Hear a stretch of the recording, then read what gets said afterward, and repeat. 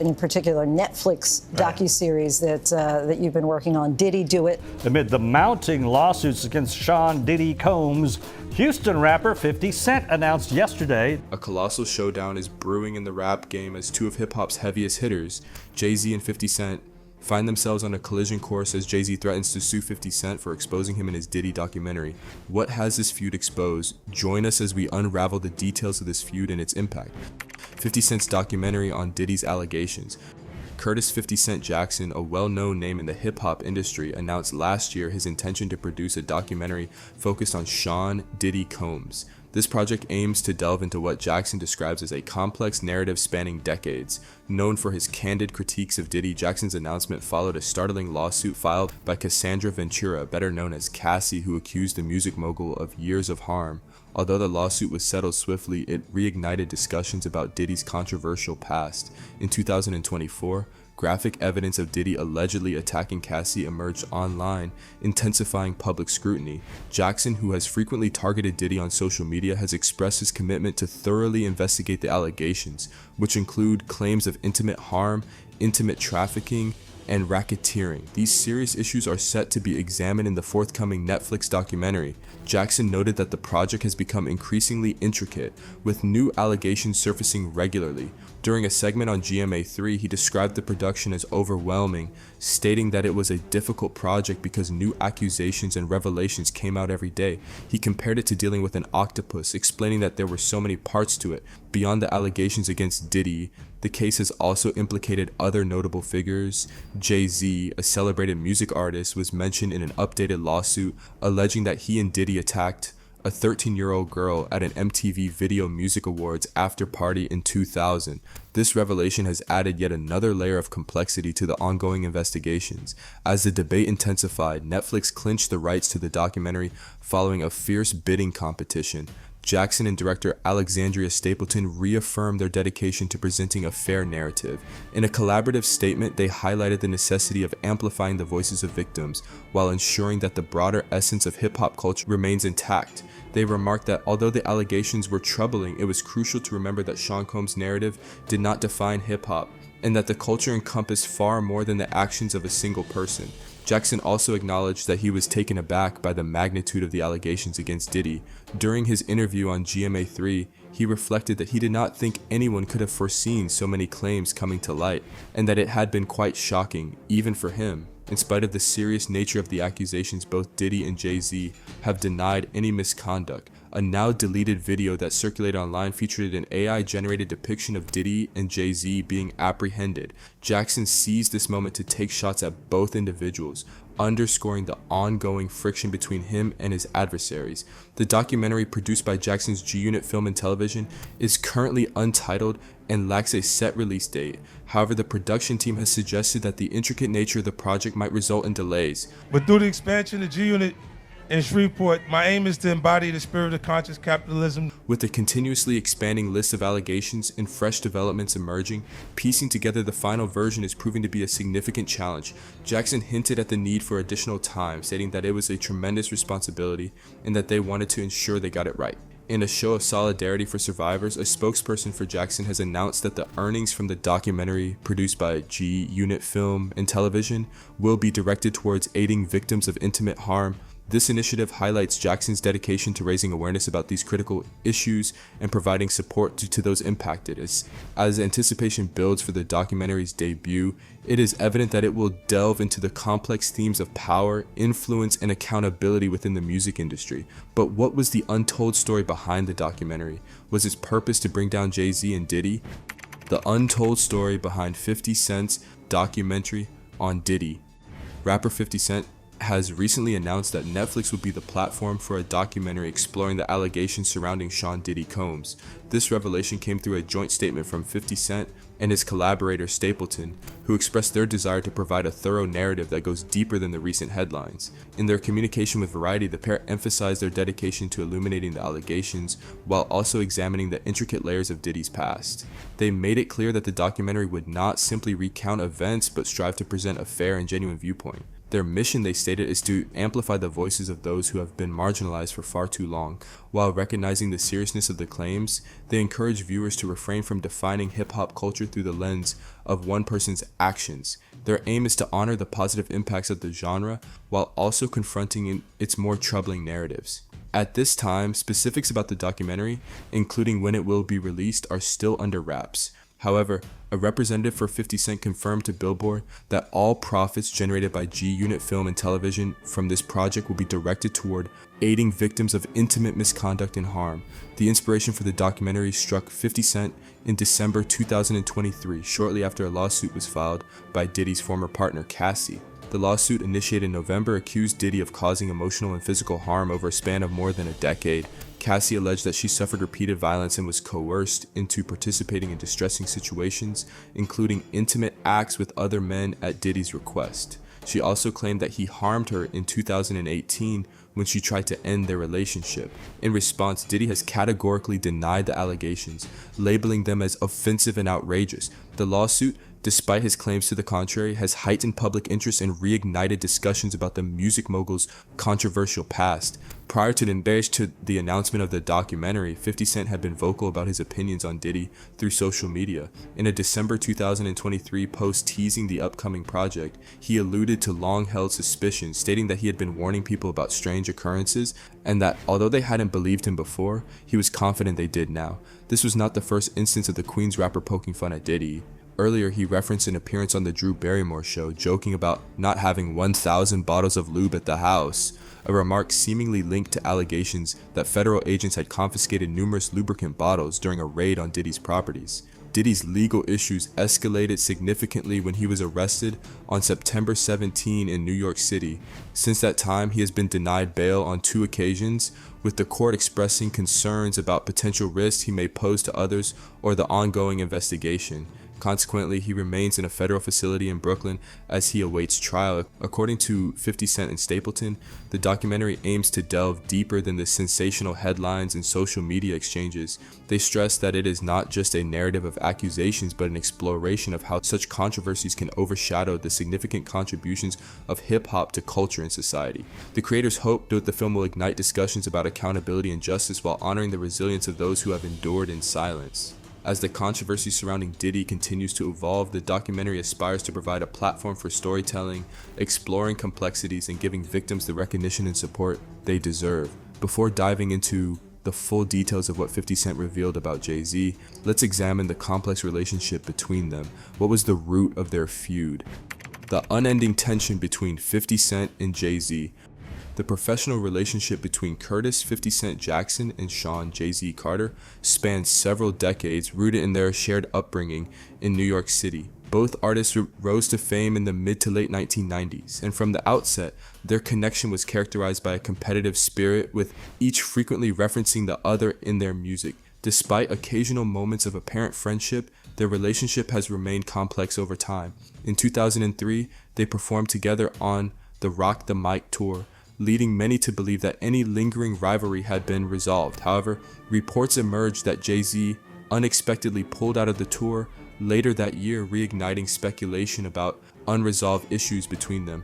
Years later, 50 Cent spoke about their dynamic, emphasizing that while they maintained a professional rapport, they had never developed a genuine friendship. In a 2011 MTV News interview, he clarified that their relationship was strictly business.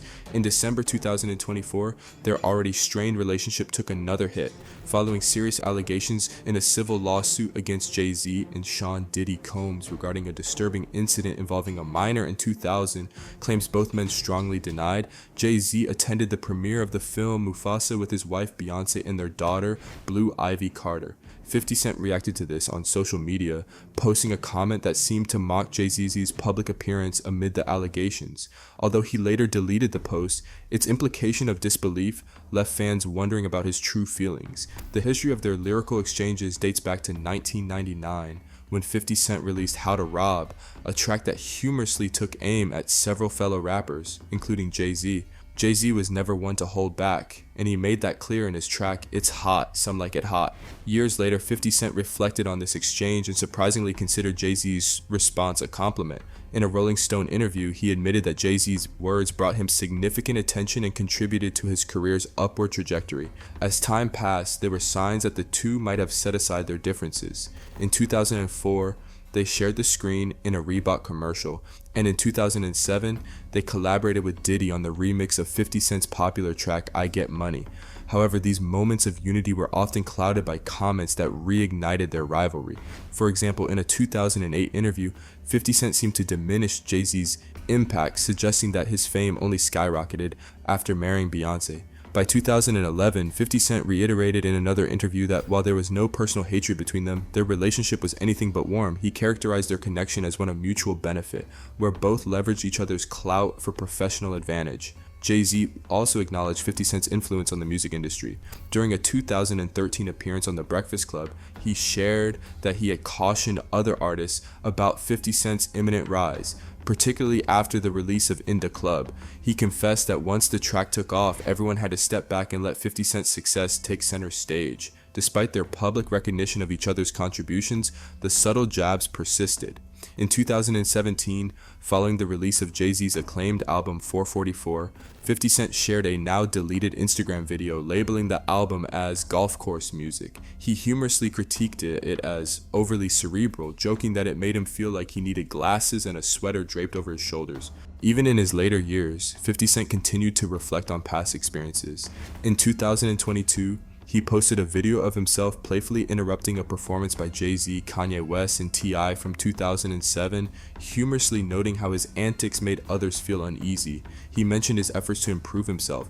Although the tone of the post was clearly lighthearted, the rivalry flared up again in 2024 when 50 Cent responded to Jay-Z's role in organizing the Super Bowl halftime show, a responsibility that Jay-Z's Roc Nation had held since 2020. After some accusations directed at Jay-Z, 50 Cent took to social media to question whether the show would proceed as planned, hinting at concern for Kendrick Lamar, who was set to perform. He made it clear that his comment was not intended to create drama, but was simply a matter of curiosity.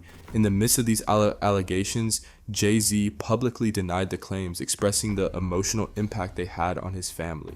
He shared that he and Beyonce had to discuss the situation with their children, especially their eldest daughter, who might hear about it from friends. He characterized the accusations as deeply painful and motivated by ill intent. Over the years, the relationship between 50 Cent and Jay-Z has captivated audiences, marked by a blend of collaboration, rivalry, and public exchanges. While there have been instances of mutual admiration, their interactions are often tinged with sharp comments and competitive spirit, making their dynamic a fascinating story in the hip-hop scene. What was the allegation that 50 Cent made against Jay-Z? How did the entire drama unfold? Could there be more to the story? Whispers of a scandal. On December 9th, a palpable tension filled the air as news broke of a lawsuit against Sean Carter, widely recognized as Jay-Z. For months, speculation had swirled regarding his potential ties to Sean Diddy Combs and alleged illicit activities. Whispers suggested that Diddy might not have acted alone in his purported international offenses, and recent court filings appear to support this theory, hinting at Jay-Z's involvement. The lawsuit accused Carter of a heinous act against a 13-year-old girl in 2000, claiming that he acted in concert with Diddy. The plaintiff, referred to as Jane Doe, alleged that she was taken to an after-party following the MTV Video Music Awards, where the incident allegedly took place. Originally filed in October against Diddy, the case was amended in December to include Carter as a co-defendant. When approached for comment, Jane Doe's attorney Tony Busby chose to remain tight-lipped about the latest development. That would be facilitating this, egging this kind of thing on, encouraging this. In a statement released that Sunday evening, Carter responded to the allegations, labeling them as idiotic. He criticized Busby for what he deemed an unprofessional approach, arguing that such serious accusations should not be treated as mere civil disputes. Carter asserted that if a crime had indeed occurred, it warranted a criminal complaint to pursue genuine justice, emphasizing that those who harm children should face the full weight of the law. Diddy's legal representatives also addressed the claims against him, dismissing the lawsuits as attempts to garner publicity and extract money from high-profile individuals. They maintained that the truth would ultimately prevail in court, asserting that Diddy had neither harmed nor trafficked anyone. Diddy continued to be held in custody after having his bail denied on 3 separate occasions. Federal prosecutors have charged him with serious offenses, including racketeering and intimate trafficking. Obviously serious crimes, including sex trafficking, including drugging women, and now we're seeing federal investigators actually bring... His trial is set for May, and there are indications that more charges may be forthcoming. In a refiled lawsuit against Carter, it was asserted that Jane Doe had sought to resolve the issue through mediation prior to escalating it to court. In response, Carter initiated his lawsuit against Doe's legal representatives. He emphasized that he would not stand for false allegations, citing his Brooklyn upbringing as a foundation for a strong sense of honor and dedication to child protection. The lawsuit outlined the circumstances surrounding the alleged violation. It claimed that in 2000, Jane Doe was dropped off at the MTV Video Music Awards at Radio City Music Hall. Lacking a ticket, she reportedly approached several limousine drivers in hopes of gaining entry to the event or an after party. One driver, who purportedly worked for Diddy, allegedly suggested that she meet a specific preference and invited her to a post-event gathering. Subsequently, the lawsuit stated the driver transported her to a house party. Before entering, she was asked to sign what seemed to be a non-disclosure agreement. Once inside, she claimed to have seen various celebrities and witnessed illegal substance use. After accepting a drink, she began to feel unwell and sought a room to rest. How do you think this mystery will unfold? What other allegations have been revealed about Jay-Z? An unfolding mystery. The lawsuit detailed the sequence of events that transpired after Jane Doe entered the room. She recounted that Diddy and Carter soon joined her. According to her, Diddy made a comment implying she was ready to party, which marked the beginning of a troubling incident. Jane Doe alleged that Carter stripped her of her clothing and took advantage of her while Diddy and another person watched. She also claimed that Diddy took advantage of her during this time, with Carter and an unidentified woman, rumored by some to be Beyonce, looking on. Reports indicated that other victims had similarly noted the presence of Jay-Z and Beyonce at Diddy's gatherings, leading to speculation about potential further arrests. In her lawsuit, Jane Doe stated that she managed to fend off another harm by striking Diddy in the neck, which caused him to cease his actions. She then collected her belongings and escaped to a nearby gas station, where she called her father for assistance. In her pursuit of justice, Jane Doe filed her lawsuit under New York's Victims of Gender-Motivated Violence Protection Act, although she did not specify the amount of damages sought. Carter, on the other hand, expressed his deep sorrow regarding the situation in his statement. He mentioned that the most challenging aspect for him was explaining the allegations to his children, particularly one who was old enough to be impacted by the media attention. He described the experience as a loss of innocence for his family and lamented the lengths to which some individuals would go for personal gain. He rejected the allegations as unfounded, claiming they were part of a conspiracy. Carter voiced his frustration over the potential harm such accusations could inflict, not only on his reputation but also on those he holds dear. As the proceedings against Carter progressed, Diddy's trial was fast approaching. Prosecutors were diligently working to strengthen their case, hinting at the potential for additional charges. This legal confrontation promised to be drawn out and intricate, with many anticipating the eventual revelation of the truth. In the meantime, the public was captivated by the fierce exchange of accusations and rebuttals, with both parties resolutely defending their positions. This saga intertwined themes of influence, celebrity, and the quest for justice, with significant consequences at stake. Ultimately, only time would reveal the outcome. If you enjoyed this video, like and subscribe, and also click the next video shown on your screen.